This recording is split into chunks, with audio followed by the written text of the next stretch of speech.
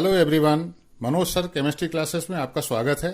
आप मेरे वीडियोज को लाइक, सब्सक्राइब और शेयर जरूर करें, जिससे मेरे नए वीडियो सबसे पहले आप तक पहुंचे और आपको नॉलेज गेन करने और परसेंटेज स्कोर करने में मदद मिले।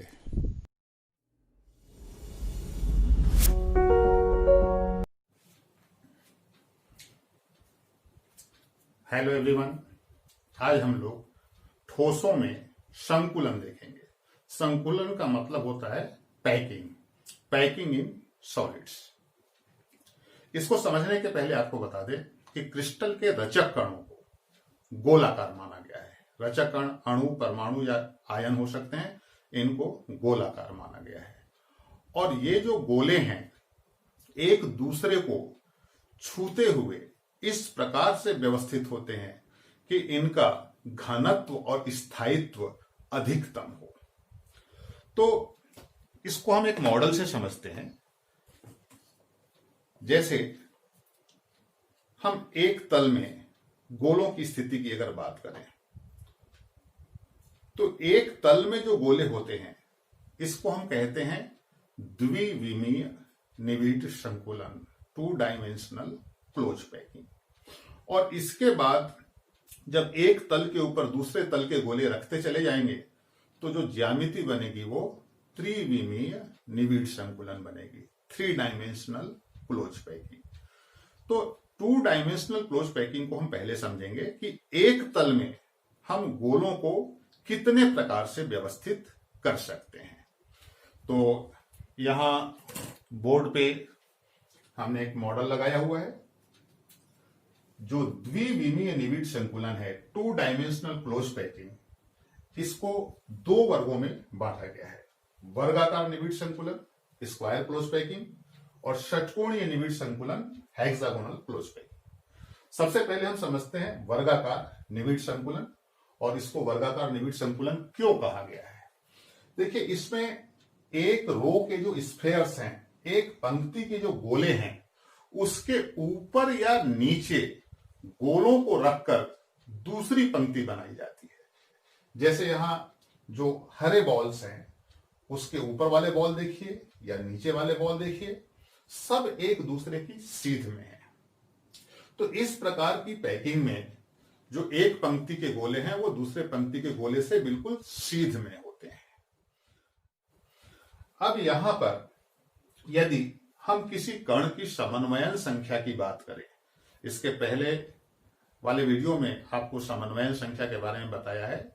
क्रिस्टल जालक में कोई रचक कण अपने से निकटतम जितने कणों द्वारा घिरा होता है, टचिंग स्फेयर्स होने चाहिए, छूते हुए गोले, उनको हम कहते हैं उस कण की समन्वयन संख्या, कोऑर्डिनेशन नंबर। तो यहां जैसे हम ये बीच वाले कण की बात करें, ये एक गोला है, इसकी समन्वयन संख्या, तो हम देख रहे हैं कि ये अन्य 4 गोलों से टच कर रहा है। 1 2 3 4 गोलों को टच कर रहा है। तो इसकी समन्वयन संख्या, कोऑर्डिनेशन नंबर, ये कितना हो जाएगा? 4 हो जाएगा। अब ये जो 4 टचिंग स्फेयर्स हैं, उनके सेंटर को, उनके केंद्र को यदि मिलाया जाए तो क्या आकृति बनती है? इन चारों गोलों के केंद्र को हम मिलाते हैं तो देखिए एक स्क्वायर, वर्ग की आकृति बनती है। तो यही कारण है कि इसको हम वर्गाकार निविड संकुलन कहते हैं, स्क्वायर क्लोज पैकिंग कहते हैं। अब हम लोग देखेंगे षटकोणीय निविड संकुलन। देखिए, किसी भी अगर हम एक पंक्ति की बात करें तो 2 गोलों के ऊपर या नीचे रिक्त स्थान होता है। यहां पर गोले एक दूसरे के सीध में रखे गए हैं, लेकिन षटकोणीय निविड संकुलन में ये 2 गोलों के मध्य जो रिक्ति होती है, वैकेंसी होती है, उसमें ऊपर या नीचे वाली पंक्ति के गोले रखे जाते हैं। तो बहुत क्लियर इस मॉडल में दिखाई दे रहा है। ये एक रो हो गया, इसके बीच में जो गैप बन रहा है, वैकेंसी बन रही है, उसमें फिर नीचे वाले गोले रखे हैं। तो एक के नीचे एक जो गोले हैं वो एक दूसरे की वैकेंसी में है, रिक्ति में है। तो यहां पर यदि हम किसी कण की समन्वयन संख्या निकालना चाहें, जैसे ये बीच वाले कण की समन्वयन संख्या ज्ञात करनी है, तो देखो इसको छूते हुए कितने कण हैं, 1 2 3 4 5 6 कण उसको घेरे हुए हैं, तो इसकी समन्वयन संख्या क्या हो जाएगी, कोऑर्डिनेशन नंबर, ये हो जाएगा 6 हो जाएगा। अब ये जो 6 गोले हैं, इनके केंद्र को अगर मिलाया जाए तो हमें कौन सी ज्यामिति प्राप्त होती है।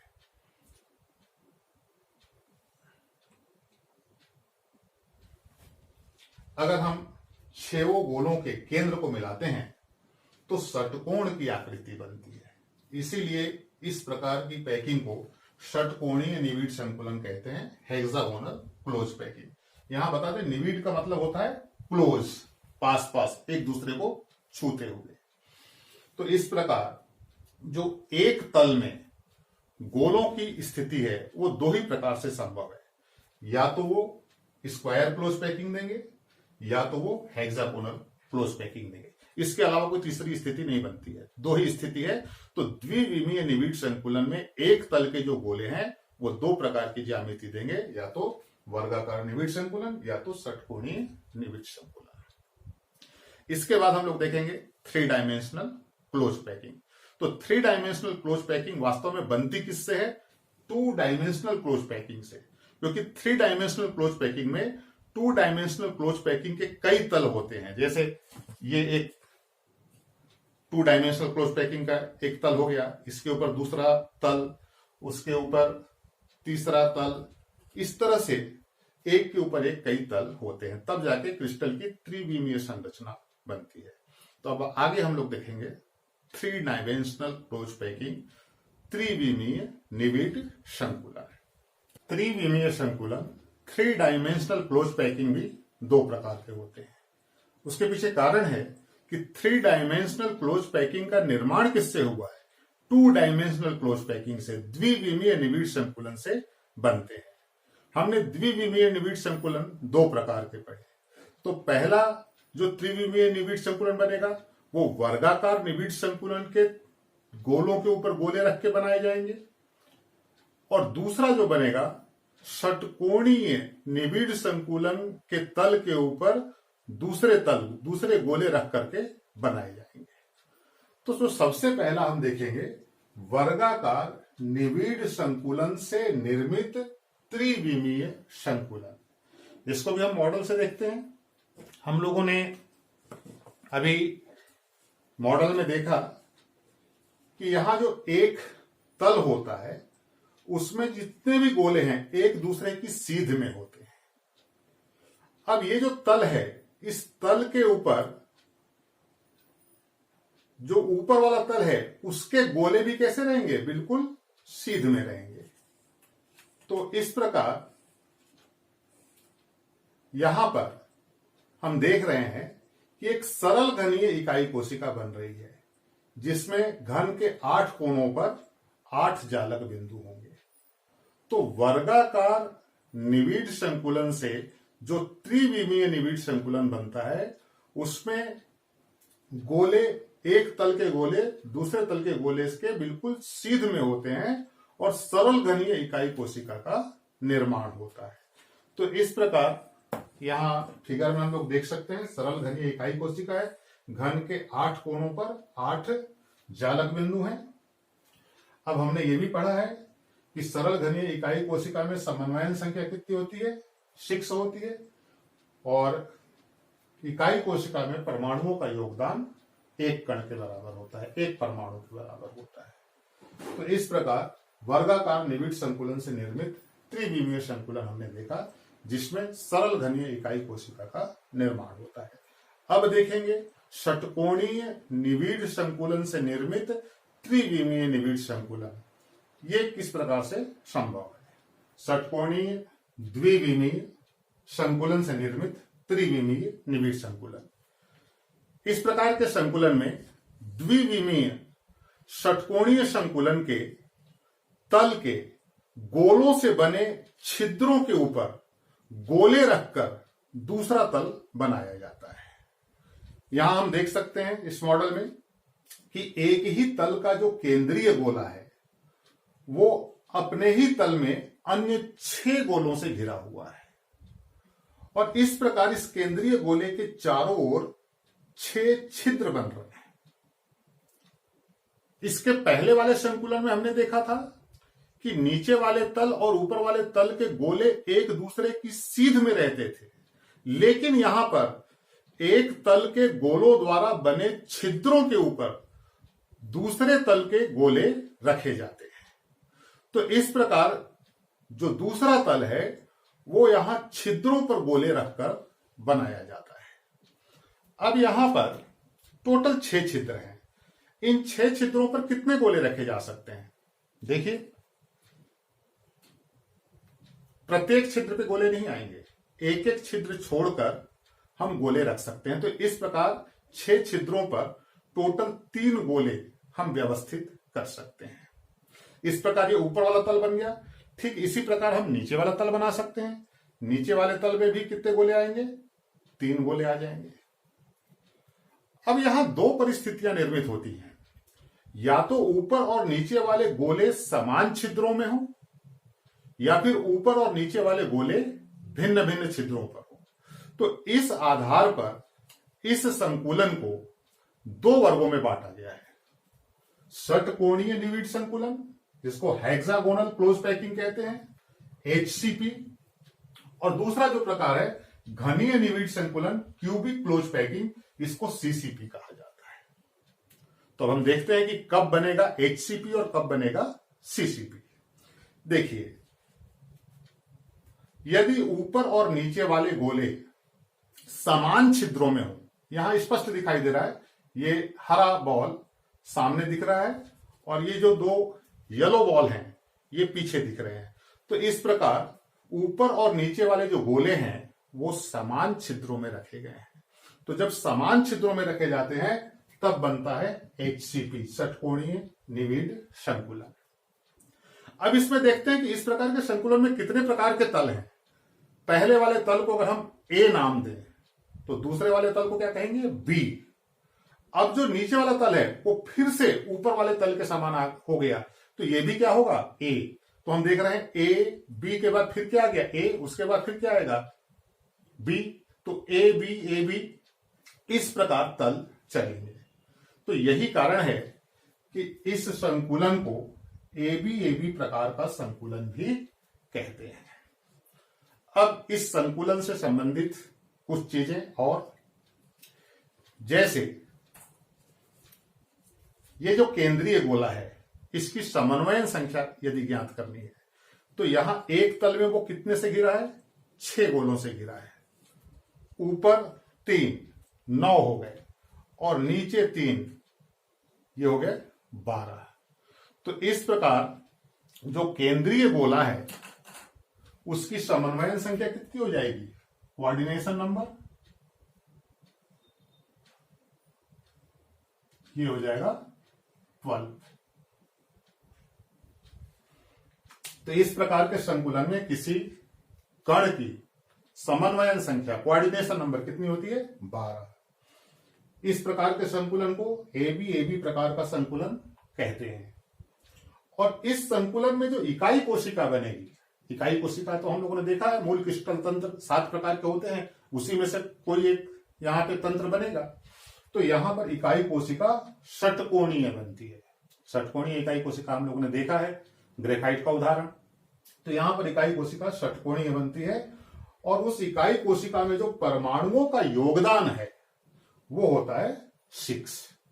तो ये पॉइंट हमको याद रखने हैं। हेक्सागोनल क्लोज पैकिंग, सीधे सीधे HCP याद रखिए। HCP के लिए समन्वयन संख्या, कोऑर्डिनेशन नंबर कितना हो जाएगा? 12। ये किस प्रकार का पैकिंग कहलाता है, किस प्रकार का संकुलन कहलाता है? तो AB प्रकार का संकुलन कहलाता है, AB टाइप क्लोज पैकिंग। और इकाई कोशिका यूनिट सेल क्या होती है? षटकोणीय। और परमाणुओं की संख्या इकाई कोशिका में कितनी होगी? 6 होगी, 6 होगी। अब दूसरी स्थिति पे हम विचार करते हैं। जैसे यहां जिन छिद्रों पर ऊपर वाले गोले रखे गए हैं, भिन्न छिद्रों पर नीचे वाले गोले रख देते हैं। तो देखिए यहां पर इस मॉडल से स्पष्ट है, ऊपर सामने की ओर एक गोला दिखाई दे रहा है, लेकिन नीचे सामने की ओर दो गोले दिखाई दे रहे हैं। तो इससे स्पष्ट होता है कि ऊपर और नीचे वाले गोले भिन्न भिन्न छिद्रों में व्यवस्थित हैं। तो इस प्रकार की पैकिंग में अगर हम तलों की बात करें तो ऊपर वाले तल को अगर हम ए नाम दें, ये हो जाएगा बी, और ये तल अलग हो गया, तीसरे प्रकार का तल हो गया, ये क्या हो जाएगा सी। तो इस प्रकार इसमें तीन प्रकार के तल हैं, ए बी सी, उसके बाद फिर ए आ जाएगा, फिर वही रिपीट होगा ए बी सी। तो ए बी सी तीन प्रकार के तल रिपीट होंगे। तो यही कारण है कि इस प्रकार के संकुलन को हम एबीसी प्रकार का संकुलन कहते हैं। लेकिन यहां भी यदि हम समन्वयन संख्या देखें तो एक तल में 6 गोले, ऊपर 3 और नीचे 3, समन्वयन संख्या अभी भी 12 है। तो हम यहां लिख सकते हैं इसके लिए भी कोऑर्डिनेशन नंबर कितना होता है 12। यहां भी 12 है, यहां भी 12 है, लेकिन पैकिंग का प्रकार बदल गया। ये एबी प्रकार का पैकिंग है, ये एबीसी प्रकार का पैकिंग है। यहां इकाई कोशिका षटकोणीय बनी है, जबकि यहां इकाई कोशिका एफसीसी बनती है, फलक केंद्रित घनीय इकाई कोशिका, हम लोग पढ़ चुके हैं एफसीसी। और यहां हम जानते हैं कि एफसीसी में परमाणुओं का योगदान कितना होता है 4, तो यहां परमाणुओं की संख्या कितनी हो जाएगी 4। तो इस प्रकार ये बहुत ज्यादा इंपॉर्टेंट है। एचसीपी सीसीपी पर कई प्रकार के प्रश्न बनते हैं। आगे हम लोग रिक्तियां देखेंगे ठोसों में। जब ठोसों में रिक्तियां देख लेंगे तो रिक्ति और संकुलन इन दोनों को मिला करके कुछ प्रश्न बनाए जाते हैं, जो हम लोग आगे देखेंगे। लेकिन यहां पर ये जो इनसे संबंधित इनके जो गुण हैं ये आपको याद रखने हैं। टोटल 4 हो गए, कोऑर्डिनेशन नंबर, किस प्रकार का पैकिंग, इकाई कोशिका और इकाई कोशिका में परमाणुओं का योगदान, ये हमको याद रखना है। तब फिर आगे जब हम रिक्तियां पढ़ लेंगे तो रिक्तियों के साथ जो इसको मिलाकर प्रश्न बनता है उसको हम सरलता से हल कर सकते हैं। तो अगले वीडियो में हम लोग रिक्तियों के बारे में देखेंगे, कितने प्रकार की रिक्तियां होती है, वॉइड्स इन सॉलिड्स। तो आज के लिए इतना ही।